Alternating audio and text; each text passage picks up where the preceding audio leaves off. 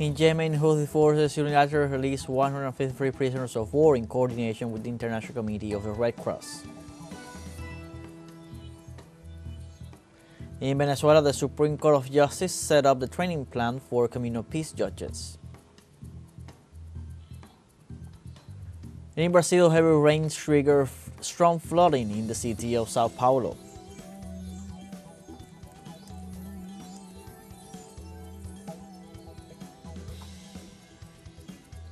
Hello, welcome to From the South. I'm Luis Alberto Matos from teleSUR studios in Havana, Cuba. We begin with the news.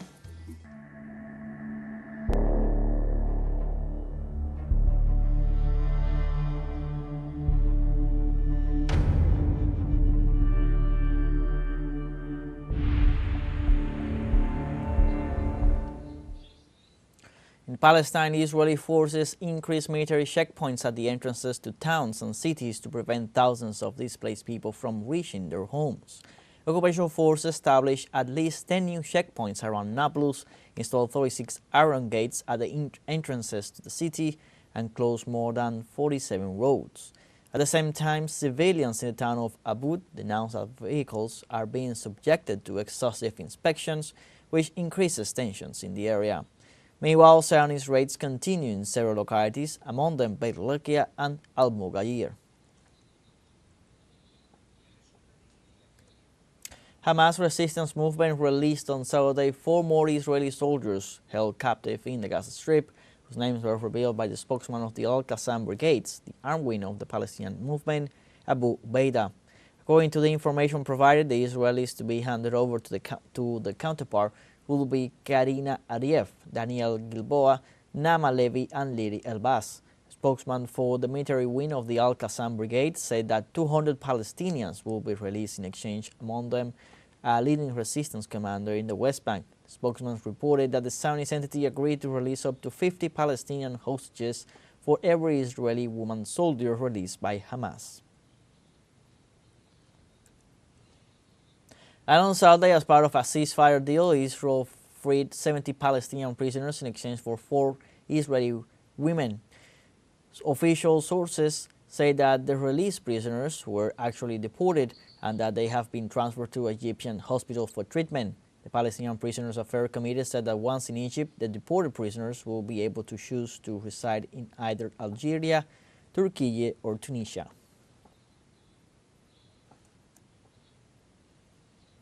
The United Nations Development Program denounced that the Israeli war against Gaza set back the development of the Gaza Strip by 60 years. The organization detailed that for the reconstruction of infrastructures in the territory, tens of billions of dollars will be needed due to the fact that 70% of the buildings are completely damaged and affected by the bombardments. Furthermore, the economic system was totally destroyed after Israel destroyed the productive infrastructure and eliminated basic services in what experts describe as a loss of at least 60 years of development. And in Yemen, Houthi forces unilaterally released 153 prisoners of war in coordination with the International Committee of the Red Cross. The National Committee for Prisoners' Affairs in Sana'a informed that most of those released are combatants captured in different battlefronts. It detailed that the measure, which includes humanitarian cases such as the sick, wounded, and elderly, was also coordinated with the United Nations. The committee pointed out that the release coincides with UN and its team's efforts to advance in the humanitarian field and to comply with the agreements reached. We are here, the International Committee of the Red Cross at the request of the National Committee for Prisoners, to facilitate the release of 153 detainees. We have conducted private interviews with them to verify their identities, that they are in contact with their families, and that they are ready to return to their homes. A broad initiative to pardon and release 153 prisoners from the other side, who were captured on multiple battlefronts, and from multiple governorates. It is a unilateral initiative from one side. I am very happy to be released from prison. I spent 6 years there, and I thank everyone who contributed to our release from captivity, headed by Mr. Abdul Malik Badr al-Din al-Houthi. I also thank the Red Cross for its cooperation and response to us. Iran's Revolutionary Guard is conducting naval maneuvers as part of a military drill to face any invasion in the region. The maneuvers began early January and bring together the armed forces and the Revolutionary Guard with the aim of training soldiers for possible threats against the nation. The drill, which will run through March, features modern strategies and sea and land operations in the Persian Gulf and in the Strait of Hormuz. The Revolutionary Guard said that the maneuvers are meant to step up security in the region.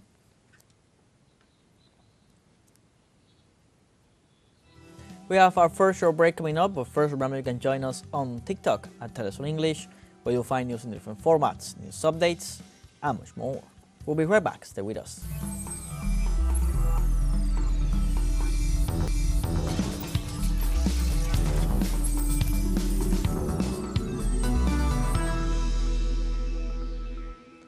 Welcome back.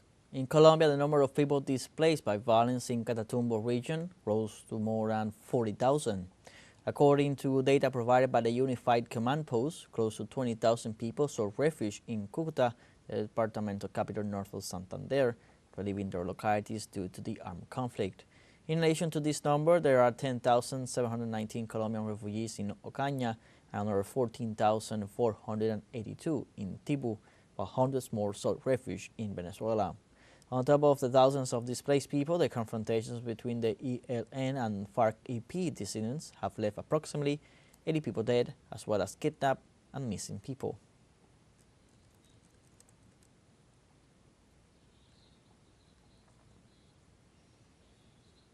Venezuela's Supreme Court of Justice set up the training plan for communal peace judges elected on December 15, 2024.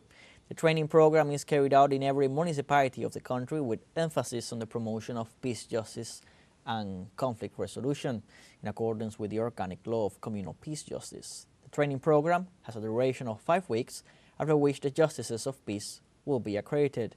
The President of the Supreme Court of Justice, Caris Lias Rodriguez, recalled the vision of peace of Commander Hugo Chavez and the importance of the popular power to achieve the objectives of the homeland.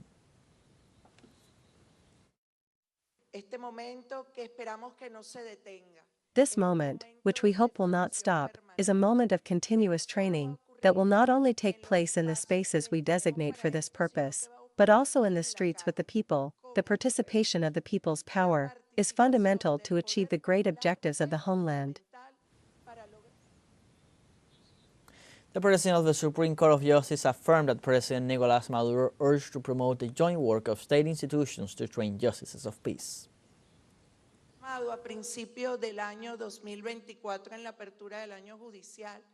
He called on us at the beginning of the year 2024, at the opening of the judicial year, to jointly promote with the National Assembly, with the National Electoral Council, with the Ministry of Communes, with the people's power, which is the driving force, the vigor that pushed us forward, and with all the actors of the state that joined us in this great effort. That became a reality on December 15th with a massive election.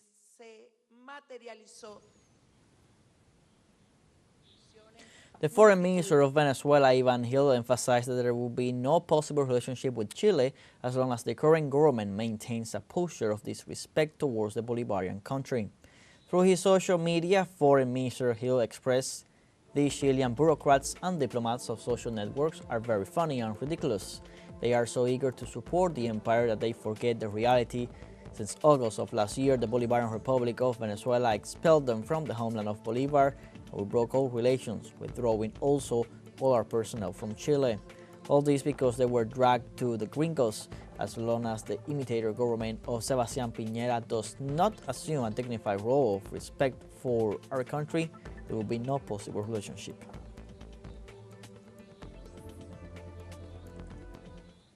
Meanwhile, in the United States, the Senate has ratified Pete Hegseth as Secretary of Defense in Donald Trump's administration. Vice President James David Vance cast the vote that awarded the victory to Secretary Pete Hegseth. Hegseth's appointment was troubling because of his involvement in various events where he was accused of drunkenness on duty, inappropriate sexual behavior, and possible financial mismanagement. Hegseth suffered a pre-vote interrogation about a potential sexual assault, which he repeatedly denied.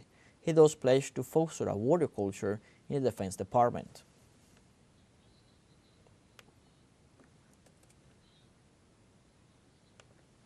According to the White House statements, U.S. Marines have arrived at the Mexican border under the pretext of supporting border protection efforts. Washington shared images of the 1st Marine Corps elements arriving at the Mexican border, supposedly assist Customs and Border Protection and allegedly protect the United States. Footage shows trucks operating in their territory a few meters away from the Mexican side, while the ground is being prepared for the landing of aircraft with armed military personnel. The Pentagon announced that approximately 1,500 troops will be sent to the border as the department rushes to implement President Donald Trump's executive order demanding a crackdown on migration.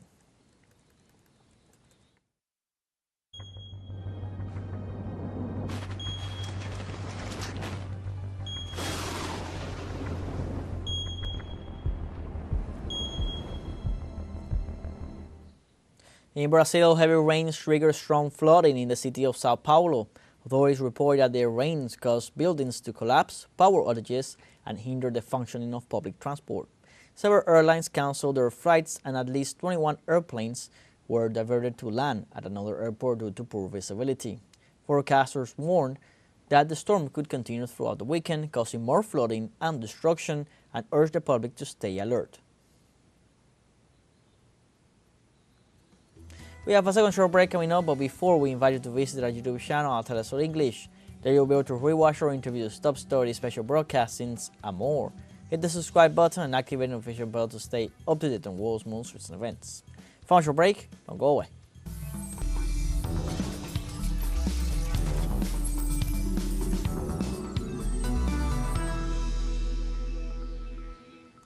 Welcome back. The Serbian government confirmed that it will not impose sanctions against Russia despite pressure from Western nations.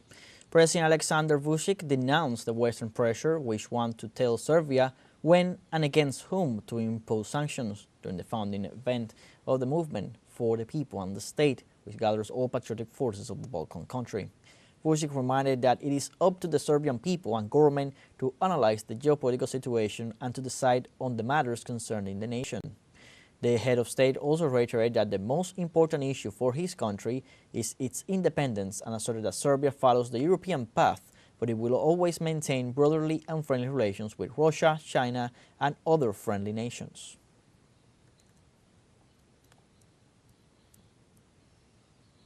And the Belarusian Central Electoral Commission confirmed that more than 480 international observers have been accredited for the presidential elections to be held this Sunday, January 26th. Among those accredited, there are more than 800 journalists, including over 300 foreign correspondents. Also, 486 international observers being the most numerous mission, that of the representatives of the community of independent states. Likewise, the Electoral Commission detailed that 6 polling stations were set up so that nationals living abroad could vote.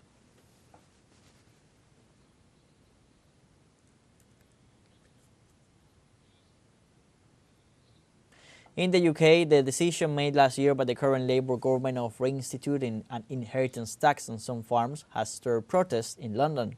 The Labour government said the measure will go into effect in April 2026 to provide vital new revenue. Back in December, hundreds of farmers drove their tractors to London for an unprecedented protest outside Downing Street. They claim that, coupled with existing economic headwinds, the new tax will likely ruin their family business, for when adding the value of a farmhouse, livestock and equipment, they will likely surpass the exemption threshold capped at £1 million. Beyond that threshold, they will have to pay a 20% tax. Still half the normal rate though, but given the low margins in the business, many will have to sell some of their land to meet the tax requirement. We have an organic dairy farm in North Devon. We have 400 cows selling milk to Muller, distributed throughout the UK to various supermarkets, Sainsbury's, M&S, Waitrose, etc, etc. We breed all our own replacement animals, so we don't buy in cows. We try to keep our own bloodline, and we grow all our food for our cows on farm.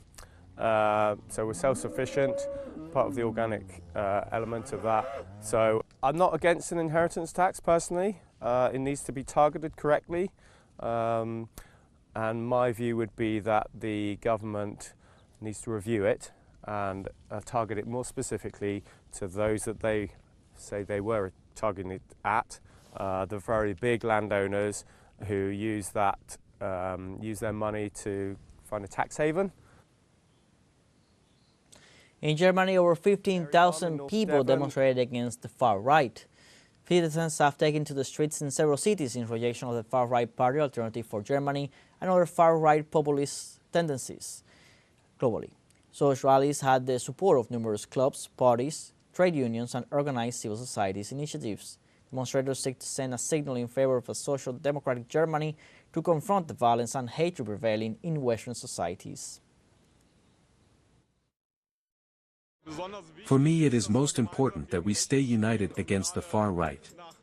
Especially after yesterday and from what we heard from Friedrich Merz, we have to stand together to fight the far right. I think it is important, because of the early German elections, to set a sign. We see a party that so far gets 20% of votes and might get more, and this party shows openly a racist, discriminatory and intolerant attitude, and I think it is important to send a signal for a tolerant and active democracy.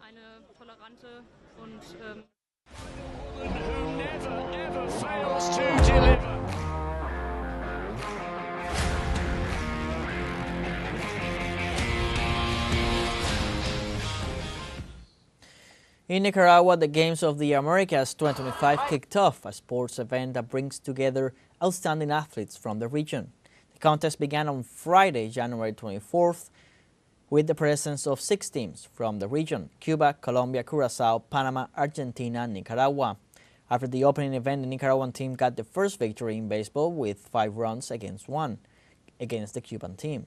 For the first edition of the tournament, Nicaragua allocated an investment of more than $140 million for the construction and renovation of the first-level sports infrastructure, consolidating itself as a competitive host in the international sports scene. We have come to the end of this news brief. Remember, you can find these and many other stories on our website at telesurenglish.net. Join us on our social media: Facebook, X, Instagram, Telegram, and TikTok. For Telesur English, I'm Luis Alberto Matos. Thanks for watching.